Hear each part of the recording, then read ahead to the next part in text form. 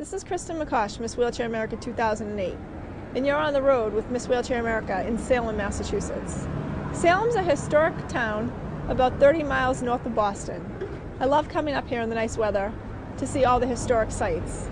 I'm sitting here in front of the Salem Witch Museum, which tells the story of the Salem witch trials in the mid-1600s.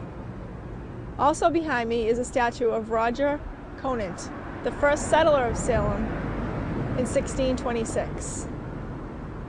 Salem has a lot of beautiful architecture.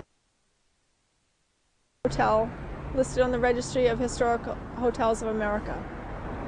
We stayed overnight there once during Halloween, and the rumor is that the building is haunted. I'm here today with another segment from Ask a Wheelchair Girl. I spoke to a young man earlier today named Matt who was concerned about sustaining his housing. Housing is one of the biggest issues people with disabilities face. There are many issues involved with sustaining housing, including access, affordability, and availability. These issues are multi-layered and need to be addressed by different segments of government. Access is a priority and needs to be addressed during the building stage and also during renovations. Affordability and availability are perhaps the biggest barriers to housing for many people with disabilities.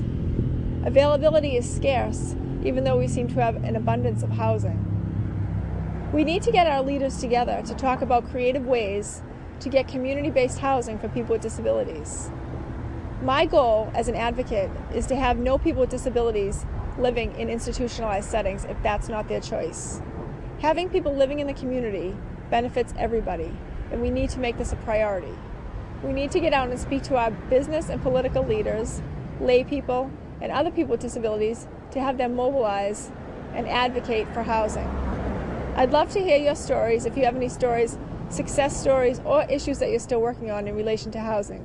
Please email me at mswheelchairamerica08@yahoo.com or check out my blog at www.mswheelchairamerica08.blogspot.com. Thank you.